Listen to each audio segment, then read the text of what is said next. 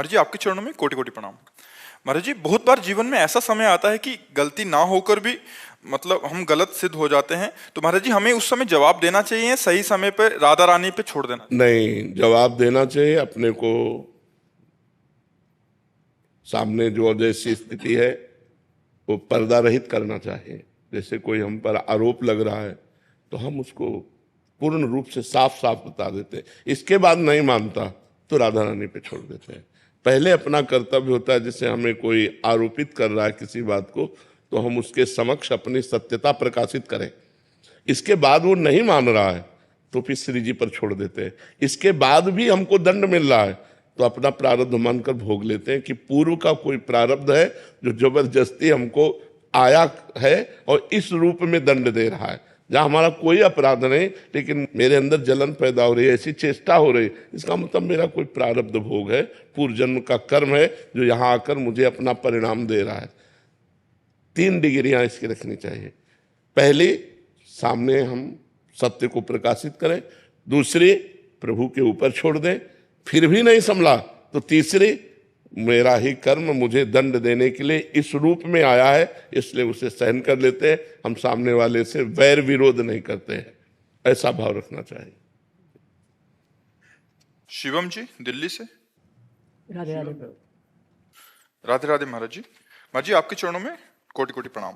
महाराज जी आपने हमें 2 वर्ष पूर्व अपना दोस्त बनाया था एकांतिक में, तब से हमें यार ठाकुर जी को दोस्त मानो, हम तो कभी भी चल बसे, क्या फायदा है ऐसे दोस्त का जो टिकाऊ ना हो। दोस्त बनाए तो बांके बिहारी को बनाए, राधा वल्लभ जी को बनाए। ये चिदानंद है, ये शरीर तो नासवान है, ये तो 2 दिन का मेला है, बस जब तक चल रहा है। नहीं तुम कहोगे हमारे दोस्त चले गए, तो दोस्त बनाए ठाकुर जी को। ठाकुर जी में सखा भाव, दास्य भाव, गोपी भाव, वात्सल्य भाव, सहचरी भाव, ये सब ठाकुर जी प्रियालाल में करे। ठीक है। हाँ, तो हमारा प्रश्न है कि हमने आपके श्रीमुख से कई बार सुना है कि जिसका अंतिम जन्म होता है उसे इसी जन्म में सारे सुख दुख सहने होते हैं। महाराज जी आपने जिस प्रकार बताया कि श्री रामकृष्ण परमहंस जी, भाई जी और बहुत सारे महापुरुषों को कई पीड़ाओं को सामना करना पड़ा, क्या हमारे जीवन में भी अंतिम जन्म अगर हो तो इतना सारा भीषण बीमारियां हो सकता है कि तुम्हारा इतना प्रारब्ध प्रबल ना हो, ऐसा भी तो हो सकता है। अच्छा जीवन कट सकता है, पर प्रायः बड़े बड़े महापुरुषों को बड़े बड़े भयानक कष्टों से जूझना पड़ता है। हो सकता है तुम महात्मा रहे हो पूर्व जन्म के और इस जन्म में आए हो, सबको ऐसा नहीं भोगना पड़ता। जिनके द्वारा जगत का कल्याण होता है उनको भोगना पड़ता है। जो लाखों लोगों का कल्याण करने की सामर्थ्य रखते हैं उनको बहुतों के प्रारब्धों को भोग कर अपने शरीर में फिर। नहीं तो देखो कैसे ऐसे ऐसे पापी लोग हैं कि खूब पाप करते हैं, जुकाम नहीं होता नहीं, और खूब मौज मस्ती से रह रहे, और जिनके द्वारा लाखों लोगों का कल्याण हो रहा, कदम चलना मुश्किल है। तो ये भगवान की लीला है, तुम चिंता मत करो, तुम्हें ऐसे प्रारब्ध नहीं भोगने पड़ेगी। महाराज जी कह रहे हैं बिना किडनी फेल हुए श्री जी के चरणों के अपनी शरणागति मिल डर लगता है ना सबको। महाराज जी आप तो पूर्ण तरह स्वस्थ हैं क्योंकि आप स्व में स्थित हैं। हाँ, पर आवाज तो शरीर से निकलेगी ना, श्वा की आवाज को आप सुन नहीं सकती, 5 भौतिक शरीर से ही सुन सकती है। तो अगर शरीर स्वस्थ नहीं है, जैसे बोलने वाला सही है पर साउंड सही ना हो तो ये साउंड है, साउंड सर्विस गलत हो रही है, गड़बड़ हो रही है, तो देखो आवाज में फर्क हो रहा है। तो तार गड़बड़ हो जाए तो आवाज स्वर गड़बड़ हो जाएगा ना। तो ये 5 भौतिक सिस्टम है, अगर ये सही चलेगा तो सही देख सकते हैं, सही बोल सकते हैं, सही निर्णय कर सकते हैं। तो हम तो जो मैं है वो स्वस्थ है, लेकिन जिससे हम मैं के द्वारा परमात्मा की चर्चा करते हैं, अगर वो अस्वस्थ है शरीर तो उससे कैसे हो सकता है? पड़ा रह सकता है शरीर, वो निर्णय करने में बोलने में असमर्थ हो सकता है। पहली बात है कि चिंता न करो, सबको ये नहीं भोगना पड़ता है, कोई ऐसे सबको ही होता है। महाराज जी हम तो आपकी शरण में है, चिंता। हाँ नहीं, हम जो हमारी शरण में आता हम पकड़ के श्री जी की शरण में कर देते, प्रियाजू संभाले। हम तो पोस्टमैन हैं, प्रियाजू गुरु जी की बात तुम्हें बता दी, तुम्हारी बात प्रियाजू को बता दी, पोस्टमैन का काम करते हैं। गुरु तो प्रिया जी है, आचार्य है, वही है जी। महाराज जी, जिस प्रकार श्री राम प्रभु जी ने हनुमान जी को चिरकाल तक पृथ्वी पर रहने का वरदान दिया था, उसी प्रकार अगर हमारी श्री जी आपसे कहे कि आप कलयुग के अंत तक पृथ्वी पर रहेंगे तो आप क्या चाहेंगे? आपका क्या प्रतिक्रिया होगी? जो हुकुम, जो हुकुम, जोई जोई प्यारो करे सोई मोहि भावे। ऐसे ही किडनी फेल रखते हुए रखे तो ऐसे ही भीषण कष्ट में रहते हुए भी हम वैसे रहेंगे। जो हुकुम, मालिक का जो हुकुम, दास वैसे ही चलेगा, उनके प्रतिकूल थोड़ी चलने वाला। जोई जोई प्यारो करे सोई मोहि भावे। यदि आप ऐसे खुश हो, हमें ऐसे राजी रखने में हो, तो हम राजी हैं वैसे रहने में। पर असंभव है, शरीर की एक अवधि होती। भगवान श्री कृष्ण भी आए तो 125 वर्ष धराधाम में रहे, तो ऐसे ही शरीर की अवधि 60 वर्ष, 70 वर्ष, 80 वर्ष, जितनी अवधि है उतना ही रहेगा, इसके बाद चला जाएगा जी। अजीत सिंह जी, वाराणसी। राधे राधे। महाराज जी, आपके चरणों में कोटि कोटि प्रणाम। महाराज जी, भगवान किसी भी व्यक्ति के कर्मों का हिसाब उसके द्वारा किए गए पूजा पाठ अनुष्ठान के आधार पर करते हैं या फिर उसके द्वारा किए गए कर्मों के आधार पर करते हैं? पूजा पाठ भी तो कर्म है। दो प्रकार के कर्म होते हैं, एक शुभ कर्म और एक अशुभ कर्म। जो पूजा पाठ है, दान पुण्य है, तीर्थ स्नान है, शास्त्र स्वाध्याय है, परोपकार है, इसे शुभ कर्म करते हैं और इसका फल होता है सुख, लौकिक सुख। जो पाप कर्म है, पराई माताओं बहनों की तरफ गंदी दृष्टि रखना, मदिरा पान करना, मांस खाना, हिंसा करना, चोरी करना, छल कपट करना, ये पाप कर्म है। इसका परिणाम होता है दुख। और जो भगवान का आश्रय लेकर के भगवत आराधना की जाती है, ये शुभ अशुभ दोनों कर्मों से अलग है। अगर आप शुभ कर्म करते हैं तो आपका अलग डिपार्टमेंट सुख फल मिलेगा। दान पुण्य और गंगा स्नान ये आपका शुभ कर्म है, और आपने जो गंदी बात की और हिंसा की वो अशुभ कर्म है। दोनों का फल मिलेगा। अवश्य में वो भोक्तव्यम कृतम कर्म शुभाशुभम। शुभ और अशुभ कर्म दोनों का फल आपको भोगना ही पड़ेगा, आप चाहे जो हो। हाँ, जब हम भगवान की शरण में होते हैं। सर्वधर्मान परित्यज्य मामेकम शरणम व्रज अहम त्वाम सर्व पापेभ्यो मोक्षयिष्यामि मा शुचा। मैं तुम्हें समस्त कर्मों से मुक्त कर दूंगा, समस्त कर्म शुभ और अशुभ दोनों बंधनों से। तुम मेरी शरण में आ जाओ, मेरे भजन में लग जाओ, तो एक बात है। जैसे मुकदमे में निर्णय हो गया कि हमें फांसी होगी, अब उसे कोई टाल नहीं सकता। जज के द्वारा किया हुआ निर्णय एक टाल सकता है, राष्ट्रपति। यदि हम उससे प्रार्थना करें और मुझे जीवन दान दे तो दे सकता है। ऐसे ही शुभ अशुभ कर्म के परिणाम में हमें बार बार जन्म मरण, बार बार दुख सुख भोगना ही पड़ेगा। अगर हमें कोई बचा सकता है तो भगवान। तभी भगवान कह रहे हैं सर्वधर्मान परित्यज्य माम एकम शरणम व्रज। तू एक मेरी शरण में आ जा, सब कुछ छोड़कर, मैं तुझे माफ कर दूंगा। तू मेरा भजन कर, मन मनाभ हो, मद भक्तो माद्याजिमाम नमस्कुरु। मेरे को प्रणाम कर, मेरा भजन कर, मेरा चिंतन कर, मैं तुझे पवित्र कर दूंगा। ये शरीर पाप और पुण्य दोनों से मिश्रित बना है, चाहे जिसका भी शरीर हो, भोगना पड़ेगा। अवश्य में भोक्तव्यम, चाहे संत हो चाहे असंत हो। ये संत और असंत नई खेती है, पुरानी जो तुम करके आए हो तुम्हें भोगना पड़ेगा।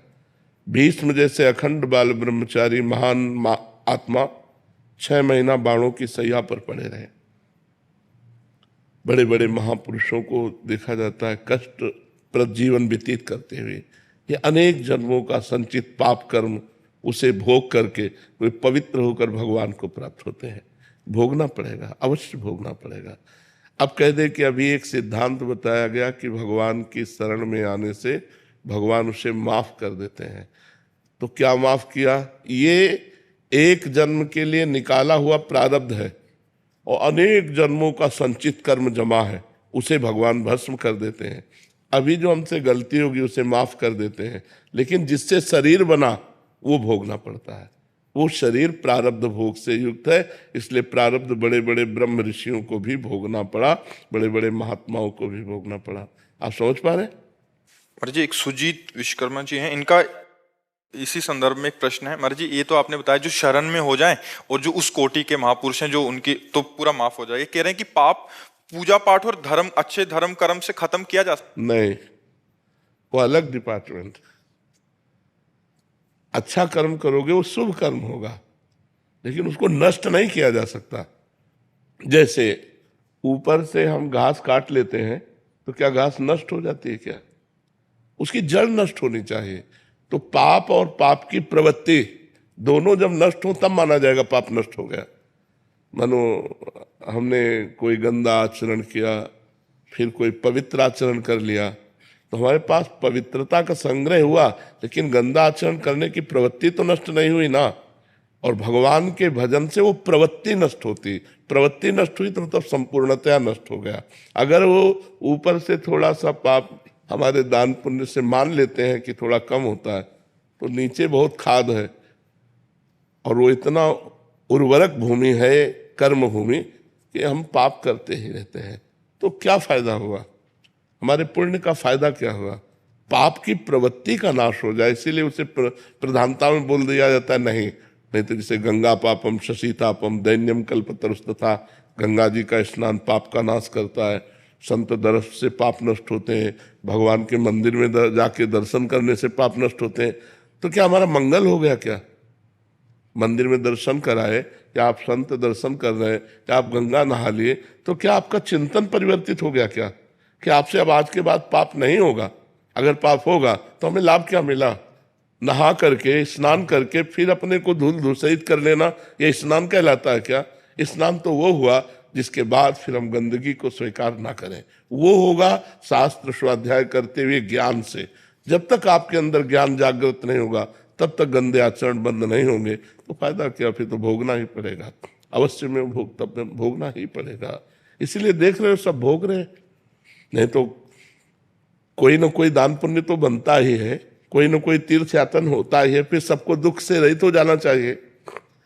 अब जैसे हम लोग हैं, बचपन से किसी को कष्ट दिया ऐसा याद नहीं, 13 वर्ष से बाबा जी दोनों किडनी फेल है, लेकिन फिर भी आनंद है। हम बिल्कुल विचलित नहीं है, क्योंकि भगवान की शरण में है।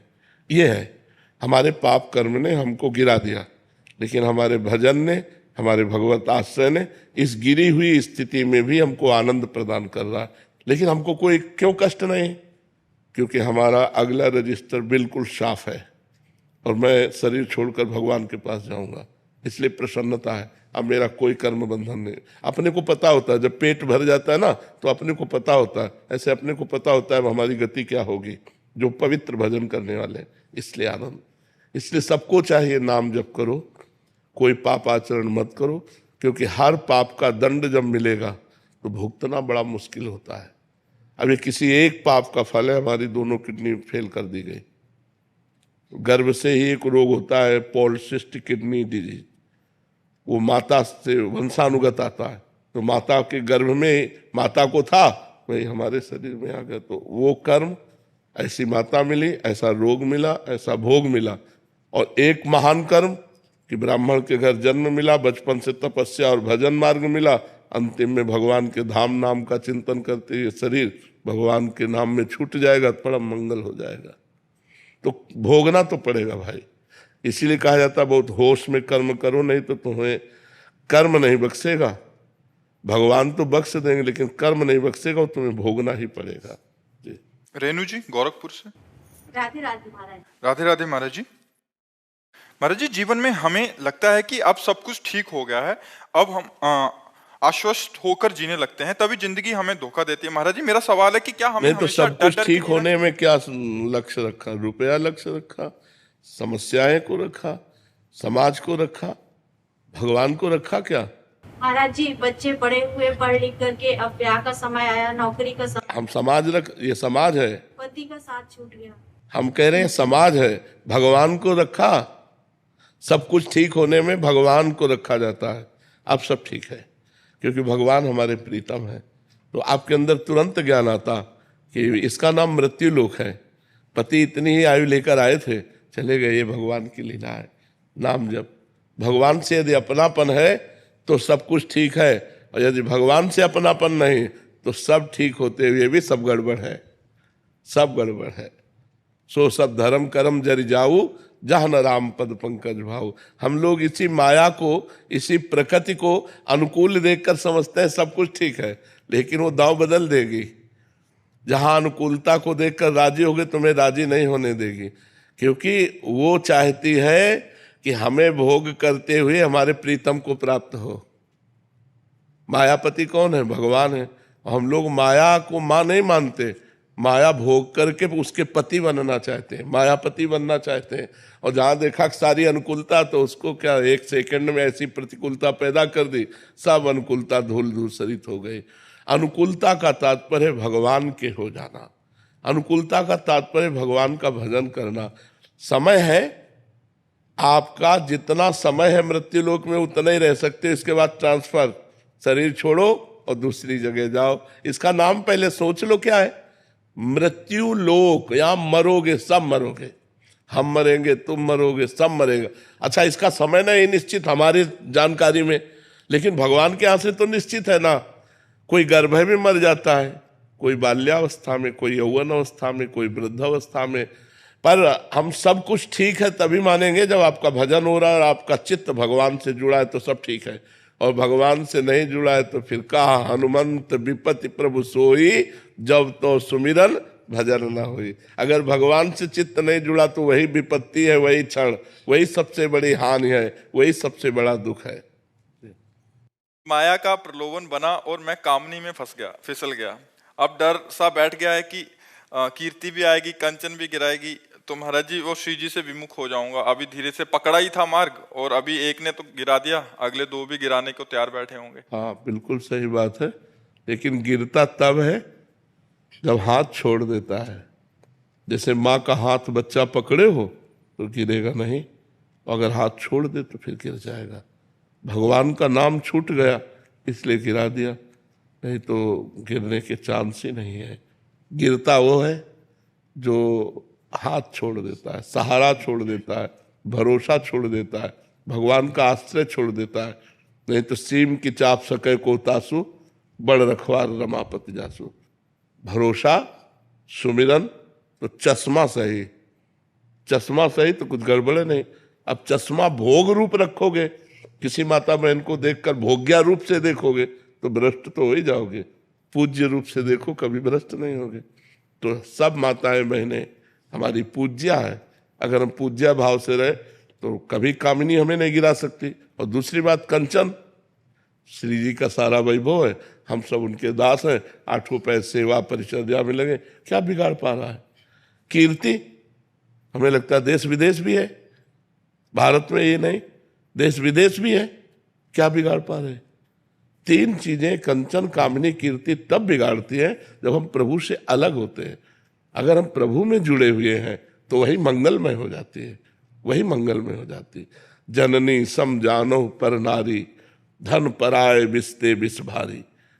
सब माताओं बहनों के प्रति अगर पाणी ग्रहण हो जाए, पत्नी मिल जाए, तो सिर्फ उसमें भोग्या भाव रखे, सब में पूज्या भाव रखे। कभी तो यदि हम अपने आचरण ठीक रखें तो कंचन कामिनी और कीर्ति तीनों मंगलमय है, बुरे थोड़ी है।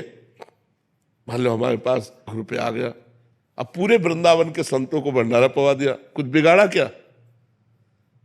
अब मान लो आप कीर्ति सुन के ही तो आए हो, अगर कीर्ति ना तुम्हारे कानों में पड़ती तो यहां बैठते आके क्या? तो कीर्ति अमंगलमय हुई क्या? अब इसी बात का हम अभिमान कर ले तो हम नष्ट हो जाएंगे। तो अभिमान रहित होकर भगवान की शरण में रहने से कंचन भी मंगलमय, कामिनी भी मंगलमय और कीर्ति भी मंगलमय हो जाती है। समझ पा रहे आप? सागर जी, शिप्रा जी, राधे राधे। राधे राधे महाराज जी। महाराज जी, जीवन में संतोष का अर्थ क्या है? यथा लाभ, जैसी परिस्थिति है उसमें हम राजी रहें। जोई प्यारो करे सोई मोहि भावे। हम जैसी भी परिस्थिति आवे उसमें हाँ स्वीकृति है, हमारी कोई परेशानी नहीं। चाहे वो दुख वाली परिस्थिति हो, चाहे सुख वाली परिस्थिति हो, अनुकूल परिस्थिति हो या प्रतिकूल परिस्थिति हो, दोनों परिस्थितियों में राजी रहना संतोष है। गजधन गोधन बाज धन और रतन धन खान, जब आवे संतोष धन सब धन धूर समान। संतोष धन सबसे बड़ा संतोष।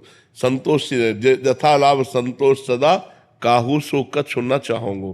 किसी से कोई चाह नहीं, कोई परिस्थिति का परिवर्तन करने की चाह नहीं, जैसी परिस्थिति उसी में राजी रहना, ये संतोषी पुरुष का लक्षण है।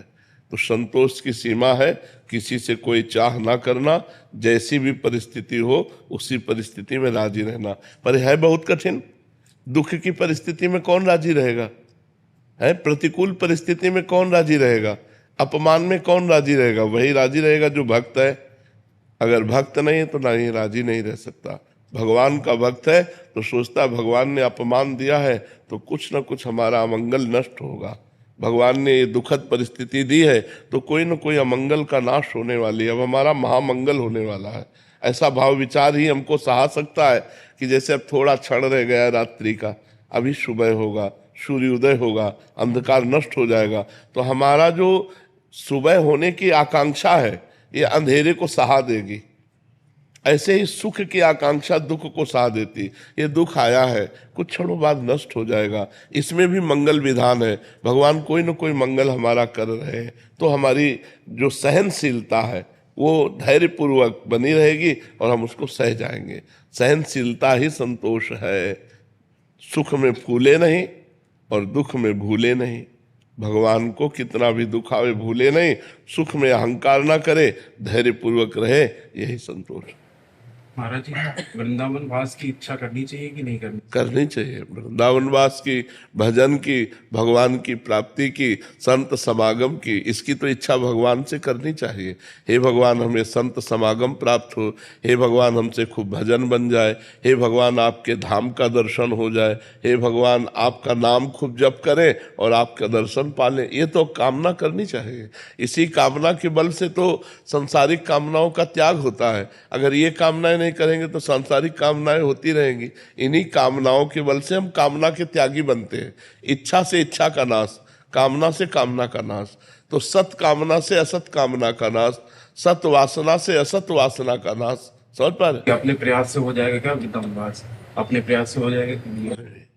कामना करो, श्री जी से रो और श्री जी कृपा कर दे तो हो जाएगा। जिनको वृंदा विपिन है, कृपा तिन्हि की होए, वृंदावन में तबहि तो रहन पाए सोए। जिनका वृंदावन है वो कृपा कर दे तो वृंदावन वास हो जाएगा। अपने पैसे के बल से या अपने बुद्धि बल से धाम वास नहीं होता। भगवान कृपा करे, श्री जी कृपा करे, तब धाम में मन ठहरे।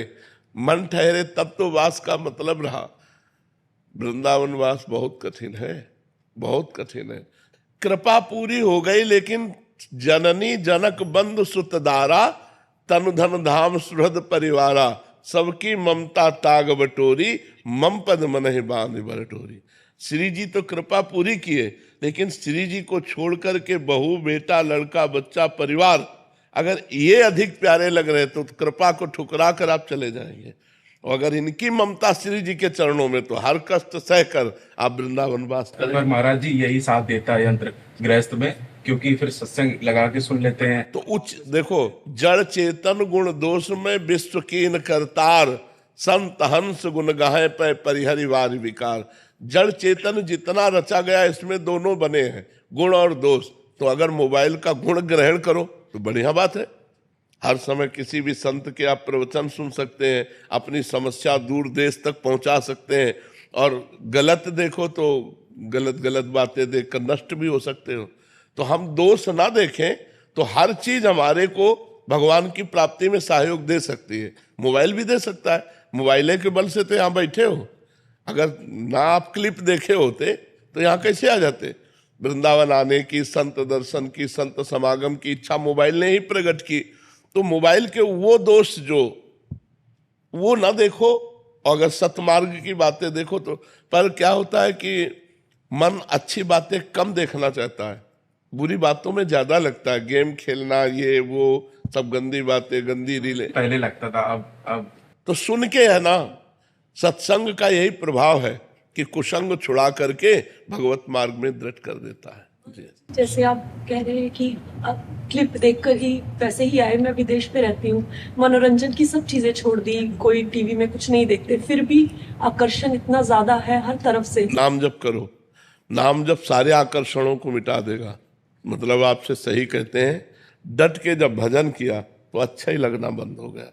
अब जैसे हमसे पूछा जाए आपको क्या चाहिए, तो खोजने पर, घंटों खोजने पर कुछ नहीं समझ में आएगा कि क्या चाहिए, कुछ नहीं।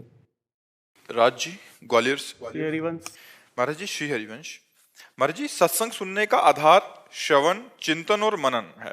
महाराज जी श्रवण और चिंतन निरंतर हो रहा है, परंतु मनन पर पूर्ण रूप से अड़े। श्रवण निरंतर नहीं होता, चिंतन और मनन निरंतर होता है। श्रवण तो कुछ समय के लिए होता है ना। श्रवण निरंतर नहीं होता, श्रवण कुछ समय होता है और उसका चिंतन और मनन ये निरंतर होता है। और उसका भी निरंतर चिंतन मनन नहीं होता, क्योंकि श्रवण जितना किया उसका कुछ क्षण तो चिंतन होगा, फिर विषय चिंतन होने लगेगा। इसलिए हमको नाम लाना चाहिए बीच में, नाम का निरंतर सुमिरन होना चाहिए। जो भगवान का नाम है वो निरंतर पकड़े रहे, और जब श्रवण कर रहे तो श्रवण पर चित्तवृत्ति लगा दी, फिर उसी का मनन कर रहे। मनन और चिंतन एक ही बात है, मनन और चिंतन एक ही बात है, इसमें कोई अंतर नहीं है। क्योंकि वही मन जब संकल्प विकल्प करता है तो मनन करता बन जाता है, और वही जब एक तार चिंतन करता है तो चित्त बनकर चिंतन कर देता है। एक ही अंतःकरण है जिसे चार भागों में वृत्ति के कारण विभाजित किया गया। संकल्प विकल्प के कारण मन कहा गया, निश्चय करने के कारण बुद्धि कहा गया, चिंतन करने के कारण चित्त कहा गया, और क्रिया को स्वीकार करने के कारण अहंकार कहा गया। तो एक ही मन चार भागों में हो गया, मन बुद्धि चित्त अहंकार, ये अंतःकरण एक ही है। तो जो बुद्धि वृत्ति है वो जब निश्चय कर लेती है परमात्मा सत्य है और उसकी प्राप्ति ही परम लक्ष्य है, तब हमारा चिंतन शुरू हो जाता है। और चिंतन वो जो एक तार हो, अभी चिंतन एक तार नहीं होता, वो विक्षेप पड़ता है। तो विक्षेप जो पड़ता है वो विषय के कारण पड़ता है। जो विषय सुख की हमारे अंदर लालसा है भोगने की, उधर हमारी चित्त वृत्ति चली जाती है। यदि हमको गुरु कृपा से ज्ञान हो जाए कि जिन विषयों को हम भोगना चाहते हैं उन विषयों को कोई भोग रहा है, फिर भी अशांत है, अतृप्त है, उसके अंदर सुखानुभूति नहीं, तो हमको गलत मार्ग में अपनी वृत्ति नहीं देनी चाहिए। तो हर वृत्ति को भगवान के नाम में लगाना चाहिए। नाम ऐसा है जो निरंतर हमारा साथी बन सकता है। नाम जपते जपते जैसे ही बुद्धि पवित्र होती है तो उसमें ज्ञान के नेत्र खुल जाते हैं। अपने आप असत वस्तु, जैसे नकली नोट उठाने की इच्छा नहीं होगी। अपने को पता है नकली नोट पड़े हैं, उठाने की इच्छा नहीं होगी। ऐसे ये संसार के हर सुख नकली है, माया के द्वारा रचित है, स्वाप्निक है। स्वाप्निक माने नकली ही। उमा कहूँ मैं अनुभव अपना, सत हरिभजन जगत सब सपना, ये स्वाप्निक है संसार के सुख। तो जब ये ज्ञान हो जाएगा, प्रवचन कर लेना, सुन लेना ये अलग बात है, इसका अनुभव होना, तब हमारा मन इनसे हट करके एक तार भगवान की तरफ जाने लगेगा। तो हमको हट करके नाम जप में निरंतरता बनानी है। बिना हट के मन नहीं मानता है। हमें सुख मिले ना मिले, हमें लाभ मिले ना मिले, हमें शांति मिले ना मिले, हमको हट करके नाम जप करना है। जब ऐसा कोई हठी नाम जप करता है तो नाम जप का फिर अभ्यास बन जाता है, और जब नाम जप चलता है तो फिर आनंद की धारा खुलती है। जो चाहे वो प्राप्त कर सकता है, ऐसा नाम रूपी धन है। बिना नाम धन के कोई भी आध्यात्मिक उन्नति नहीं हो सकती, चाहे किसी भी मार्ग का पथिक हो, उसको नाम जप करना ही पड़ेगा। समझ रहे हैं आप? महाराज जी, मेरा ये प्रश्न ये भी था कि जैसे हम लोग संसार में रहते हैं और आपके सानिध्य से ये पता पड़ा साध्य हमारा भगवत प्राप्ति है, तो साधन पे हम कैसे अड़िग रहे? कई बार क्या होता है, उतार चढ़ाव का समय भी ऐसा आता है, विफलताएं भी आती है, उतार चढ़ाव आता है, तो उस वक्त कैसे अड़िग रहे? क्योंकि शास्त्र भी ये प्रमाणित करता है, अथा तो ब्रह्म जिज्ञासा। तो उस संदर्भ में नहीं, अथातु ब्रह्म जिज्ञासा का मतलब अब मैं ब्रह्म जिज्ञासा करता हूँ, जानना चाहता हूँ उस ब्रह्म को। तो ब्रह्म को जानने के लिए ब्रह्म है सम और संसार है विषम। तो जब संसार को लक्ष्य बनाओगे तो हानि लाभ जय पराजय सुख दुख मान अपमान निंदा स्तुति ये मिलेगी। तो आप दुखी होंगे, सुखी होंगे, हर्षित होंगे, शोकित होंगे। मान मिला हर्षित हो गए, अपमान मिला शोकित हो गए, जय हुई सुखी हो गए, पराजय हुई दुखी हो गए। और यदि आप ब्रह्म की वृत्ति धारण किए तो ब्रह्म है सम। आप सुख में भी सम और दुख में भी सम, क्योंकि आपको दोनों को पता है, दोनों ये नाशवान है, सुख भी नाशवान है और दुख भी नाशवान है। यहाँ की जय भी पराजय है और पराजय भी जय है, इनका कोई अर्थ नहीं है। आप चाहे जितने बड़े पदाधिकारी हों, शरीर छूटा फिर क्या है? आप जब शरीर ही छूट गया तो आपकी सब विद्या गई और सब पद गया, सब धन दौलत गई, सब मकान, मित्र, परिवार, अधिकार सब चला गया, तो मिथ्या ही तो है। एक बार महाराज जनक जी शैया में सोए हुए थे, तो उन्होंने स्वप्न में देखा कि वो बहुत गरीब हो गए, भूख के मारे व्याकुल हो गए। किसी तरह उन्होंने कुछ दाल चावल मांगे और उसे मिट्टी की हाड़ी में पका रहे थे। वो पकने वाली ही थी कि दो सांड लड़ते हुए आए और वो सब खिचड़ी नष्ट हो गई। और वो ऐसे व्याकुल हुए, पूछो जो ही व्याकुलता हो इसमें आँख खुली तो देखा राजा का वैभव। उनका ये सत्य कि वो सत्य। सभा में आए बड़े बड़े विद्वान बैठते थे, उनसे पूछा ये सत्य कि वो सत्य। अब ये और वो का तात्पर्य कोई जाने तो उसका निर्णय करे। उनका भाव था ये सत्य जो देख रहा हूं या जो स्वप्न में देखा वो सत्य। अब बड़े बड़े विद्वान इसका उत्तर नहीं दे पाए। महामुनि अष्टावक्र मुनि, अभी नवीन अवस्था थी, अपने पिता को मुक्त कराने के लिए राजा के जनक जी के दरबार में आए। सबने हंसी की। तो पहले ही उन्होंने कहा कि हमने तो सुना था जनक का दरबार ज्ञानियों का दरबार है, यहाँ तो हमको सब चमड़े की पहचान और मांस की पहचान करने वाले दिखाई दे रहे हैं। तो उन्होंने कहा कि ऐसा आप कैसे कह सकते हैं? विद्वानों ने कहा। तो बोले हंसे क्यों आप लोग? तो बोले आप 8 जगह से टेढ़े। तो बोले हाँ, हमारे स्वरूप को देखा क्या? हमारे शरीर को देखा तो शरीर में क्या है? चाम, हड्डी, मांस। तो यही चीज देखने वाले आप लोग हो। आप लोग ज्ञानी तो हो नहीं, क्योंकि ज्ञानी स्वरूप देखता है, शरीर नहीं। अब सबके होश उड़ गए कि बालक कोई साधारण नहीं। तो जनक जी से कहा हाँ जनक बोल, तेरा क्या प्रश्न है? तो उनका ये सत्य कि वो सत्य। बोले ना ये सत्य ना वो सत्य। जब तू जागृत में था अपने को राजा देख रहा था, थोड़ी देर में स्वप्न में गया तो भिखारी देखा, सब कुछ दुखमय लगा। लेकिन जब जगा तो फिर राजा देखा, तो जो कुछ ही क्षण में असत हो जाता है वो सत्य कैसे हो सकता है? तो ये सत्य न हो सकता। अष्टावक्र गीता का उपदेश करके जनक जी को परम बोध प्रदान किया महामुनि अष्टावक्र जी ने। तो ये जब हमारे ज्ञान में आ जाता है कि न जय सत्य न पराजय सत्य, न मान सत्य न अपमान सत्य, तो ब्रह्म की जिज्ञासा रखने वाला सम को प्राप्त होता है, समता। उस समता को प्राप्त होकर के वो समदर्शी महात्मा, चाहे गृहस्थ हो चाहे विरक्त हो, वो महात्मा ही है। वो समदर्शी महात्मा सुख दुख के ऊपर विचरता है ब्रह्म में, ना कि मायाकृत द्वंद्वों में। वो द्वंद्वातीत अवस्था को प्राप्त हो जाता है। अब इसके प्राप्त करने के लिए हम गृहस्थ हैं, हमारे द्वारा सारे कर्म हो रहे हैं, परिवार का पोषण करना, अर्थ की प्राप्ति के लिए प्रयत्न करना, लेकिन ये सब माया का नाटक है। ये जानते हुए ये सत्य नहीं है। जैसे एक नाटक में थोड़ी देर के लिए तुम राजा बना दिए जाओ, या थोड़ी देर के लिए तुम कोई कुछ भी रोल दिया जाए, तो आपको पता है ये रोल मैं कर रहा हूं, मैं सत्य में राजा नहीं हूं। ऐसे ही आपको पता है मैं आत्मस्वरूप ब्रह्मस्वरूप हूं, मेरा ये कर्तव्य नहीं है। ये जो कर्तव्य हो रहा है मायाकृत है, 3 गुणों के अंतर्गत है, इसलिए वो कर्तव्य करता हुआ भी ज्ञानी अकर्ता रहता है।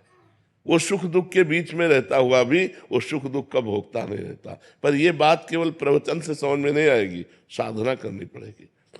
लोक परलोक के समस्त भोगों से वैराग्य, सत असत का विवेक, इंद्रियों का दमन, मन का दमन, तितिक्षा, सहनशील, श्रद्धा, शास्त्र और गुरु के वचनों पर दृढ़ विश्वास, मुमुक्षुता, मैं मुक्त होना चाहता हूं, तब ये ज्ञान टिकता है। जब कठोर नियमों के द्वारा निरंतर ब्रह्माकार वृत्ति संसार के समस्त कार्य करते हुए, अब आप सोचो अपने लोग तो इतना कार्य नहीं जितना राजा जनक जी को कार्य। राजा को कार्य होता है ना। कोई सोचे कि ज्ञानी महापुरुष क्रिया रहित है बाहर से, तो ऐसा नहीं। वो क्रियापरायण होते हुए भी कर्ता भाव रहित है। कोई सोचे भक्ति कैसे हो सकती है गृहस्थी में। अम्बरीश जी चक्रवर्ती सम्राट महाभागवत, राजा जनक जी परम ज्ञानी, दोनों, एक महाभक्ति में और एक ज्ञानी में, दोनों चक्रवर्ती सम्राट राजा होते हुए भी अपने कार्य को कर रहे हैं। इसका मतलब है क्रियाएं गुणानुगुण वर्तनते मनुष्या पार्थ सर्वसा। क्रियाएं मायाकृत है और मैं उसका दृष्टा हूं, मैं करता नहीं हूं। तो कर्ता और भोक्ता भाव रहित महापुरुष ही ज्ञानी होता है, चाहे वो गृहस्थ में हो चाहे वो विरक्त में हो। ये भगवत मार्ग है। इसके लिए जरूरी नहीं कि कपड़ा बदला जाए, इसके लिए जरूरी उद्देश्य बदला जाए, हमारे विचार बदल जाए, हमारा चिंतन बदल जाए। समझ रहे हैं आप? करण जी बठिंडा पंजाब से। राधे राधे। राधे राधे महाराज जी। महाराज जी, जीवन का रहस्य क्या है? भगवत प्राप्ति। भगवत प्राप्ति का स्वरूप है हमारा स्त्री पुरुष भाव मिट जाए, देह भाव मिट जाए और हम जो हैं वो अनुभव हो जाए। आप कै साल के होंगे? 43 43 साल में 3 सेकंड भी अपने से मिले हो कभी? ईमानदारी से बताओ। यही भूल मिटानी है, यही जीवन का रहस्य है कि 43 साल से इस शरीर में रह रहे हो और 3 सेकंड के लिए भी कभी अपने से बात नहीं की, अपने से नहीं मिले, अपने स्वरूप की तरफ नहीं झांका। यही भूल मिटाने के लिए मनुष्य शरीर मिला है। तुम देह नहीं हो, तुम देहधारी नहीं हो, तुम अव्यक्त चैतन्य घन परमात्मा स्वरूप हो। लेकिन क्या है, तुम्हें बोध है? नहीं बोध है, नहीं जानकारी। इसी जानकारी के लिए हमें मानव देह मिला है, इसी रहस्य के समझने के। या रहस्य रघुनाथ कर बेग न जाने कोई, और जो जाने रघुपति कृपा तो सपने मोह न हो। तो गुरु चरणों का आश्रय लेकर उनके द्वारा बताई हुई साधना जब की जाती है तो ये भ्रम मिट जाता है और जीव परमानंदमय हो जाता है। हमारा स्वरूप ही है भगवान, भगवत स्वरूप जीव है।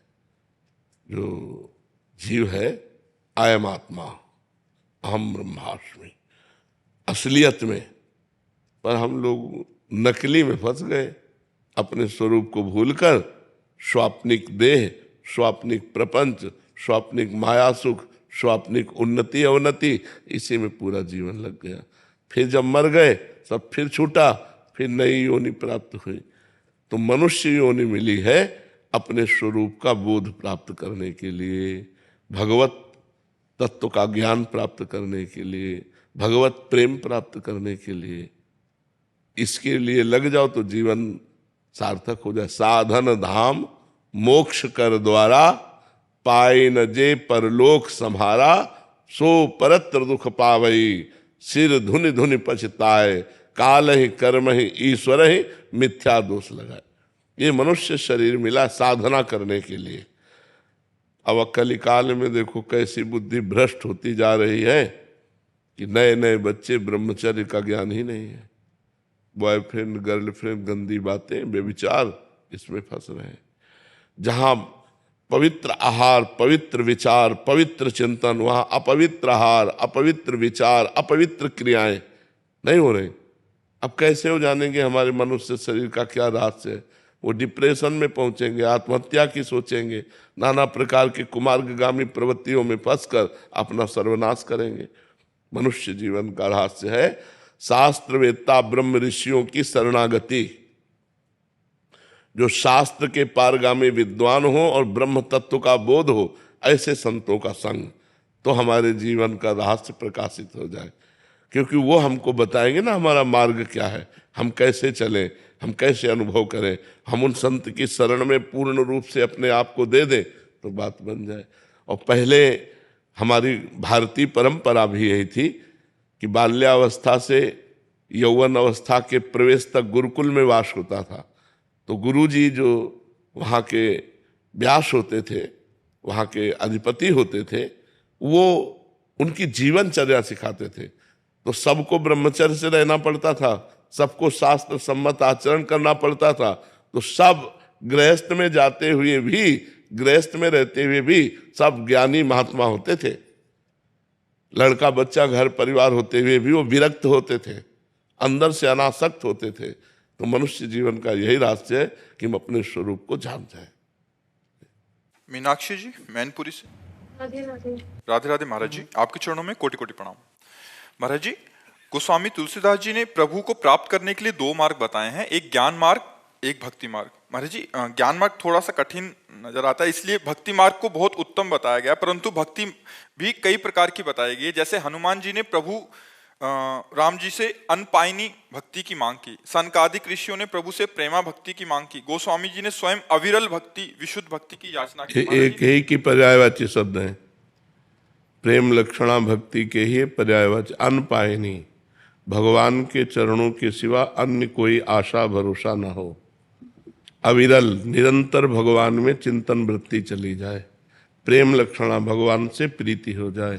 ये एक ही बात, निरंतर भगवान का स्मरण रखना, अन्य भावों का त्याग होकर, अन्य इच्छाओं का त्याग करके एकमात्र भगवान में ही अपनी आस्था भाव विचार जितना चिंतन वो सब, और भगवान से ही प्रेम करना, एक ही बात है, वो अलग अलग है। जैसे शरणागति के कहीं है आत्मसमर्पण, कहीं है प्रपत्ति, कहीं उसे शरणागति, तो बात एक ही है, उसको शब्दावली के द्वारा अलग अलग कहा गया है। और भक्ति सरल नहीं है अगर किसी को लगता हो, भक्ति भी बहुत कठिन है। निरंतर संसार के चिंतन को काटते हुए भगवान का चिंतन करना भक्ति है। देवर्षि नारद जी कह रहे हैं, तदर्पिता अखिलाचारिता तद्विस्मरणेन परम व्याकुलतेति। समस्त आचरण कृष्णार्पित हो, श्री कृष्ण के अनुकूल हो, प्रतिकूलस्य विसर्जनम, प्रतिकूल एक भी आचरण न हो। कितना कठिन है, सब आचरण भगवान श्री कृष्ण के अनुकूल हो, तो भगवान के अनुकूल क्या होगा? गीता जी है, भागवत है, इनमें बताया गया है कि आप ऐसे चलो, ऐसे चलो, ये करो, ये ना करो। तो जो शास्त्र कह रहा करो वो श्री कृष्ण अनुकूलेन, जो कह रहा ना करो वो प्रतिकूलस्य तो विसर्जनम, प्रतिकूलता का त्याग और भगवान के अनुकूल आचरण करना। भगवान के अनुकूल, अपने मन के अनुकूल नहीं, अपनी वासनाओं के अनुकूल नहीं, श्री कृष्ण अनुकूलेन प्रतिकूलस्य विसर्जनम। प्रभु के प्रतिकूल आचरण है, प्रभु का तस्मात् शास्त्रम प्रमाणम ते कार्याकार्यो व्यवस्थितो। क्या करना चाहिए क्या नहीं करना चाहिए ये शास्त्र आज्ञा करता है। तो शास्त्र आज्ञा के अनुसार किए हुए कर्म को भगवान श्री कृष्ण के चरणों में अर्पित करता हुआ तद विस्मरणेन परम व्याकुलतेति, एक क्षण के लिए भी वो विस्मरण बर्दाश्त नहीं करता, इतना भगवत स्मरण परायण है। अन्य कामना शून्य, अन्याभिलाषिता शून्य, कोई भी अन्य अभिलाषा ना हो, केवल श्री कृष्ण मिलन की, श्री कृष्ण प्रेम की अभिलाषा हो, बस इसी का नाम प्रेम लक्षणा भक्ति है। कोई भी आचरण प्रभु के प्रतिकूल न हो, एक भी वृत्ति श्री कृष्ण से विमुख न हो, कोई अन्य चाह न हो, अन्य आशा भरोसा न हो, इसी का नाम भगवान की निरपेक्ष भक्ति है, अनपायनी भक्ति है। शरणागति हुई कि इस भक्ति के लक्षण आने लगेंगे। पहले शरणागति पुष्ट करो, खूब भगवान की लीला कथा सुनो, खूब भगवान की लीला कथा गाओ, खूब नाम कीर्तन करो, खूब नाम जप करो, दूसरे में भगवान की भावना करके सेवा करो, तब ये साधन भक्ति के द्वारा प्रेम लक्षणा भक्ति का प्रादुर्भाव होता है। जी राधे राधे महाराज जी। महाराज जी, मुझ में आत्मविश्वास की कमी है। महाराज जी, अगर मुझे कोई एक बात सुनाता है तो मैं उसे 4 बात सुना देती हूँ और बहुत सोचती हूँ, फिर मन अशांत हो जाता है। फिर महाराज जी बहुत जिद्दी स्वभाव के हो गए हूँ कि मन इधर उधर विचलित करता ये रहता है। जितने भी हमारे अंदर मलिनताएं हैं वो भगवान से विमुख होने के कारण हैं। अगर हम भगवान के सन्मुख होकर भगवान का यशोगान सुने, भगवान का नाम कीर्तन करें, भगवान की आराधना करें, तो हमारे अंदर दिव्य दैवी सद्गुण आ जाए। ये दैवी संपदा की कोई हमें गाली दे और मुस्कुरा के चले जाए, ये साधारण क्षमता थोड़ी है। सामने वाला हमें गाली दे रहा, मुस्कुरा के चले गए, ये दैवी संपदा है, ये भागवतिक सद्गुण है, ये कोई छोटी मोटी बात थोड़ी है। सामने वाले ने गाली दिया, हमने 4 गाली दे दिया है, तो संसारिकता है। तो हमारे अंदर जो संसारिकता है उसको दूर करने के लिए हमें भगवान की शरण में जाना होगा, भगवान की आराधना करनी होगी, भगवान की लीला कथा सुननी होगी, भगवान की लीला कथा का गायन करना होगा। घर में बैठकर 1 अध्याय रोज गीता भागवत का गायन करो, देखो आपकी बुद्धि शुद्ध होती है कि नहीं, आप में क्षमता आती है कि नहीं। अब देखो टीवी के सीरियल और मनमानी आचरण किए जाए और फिर सोचा जाए कि हम दैवी संपदा धारण करें, तो असंभव है। राधे राधे महाराज जी। महाराज जी, मोह, अहंकार और माया का लालच के कारण बहुत सी गलतियां हुई हैं जीवन में, अब बहुत पछतावा होता है, कैसे अपने आप को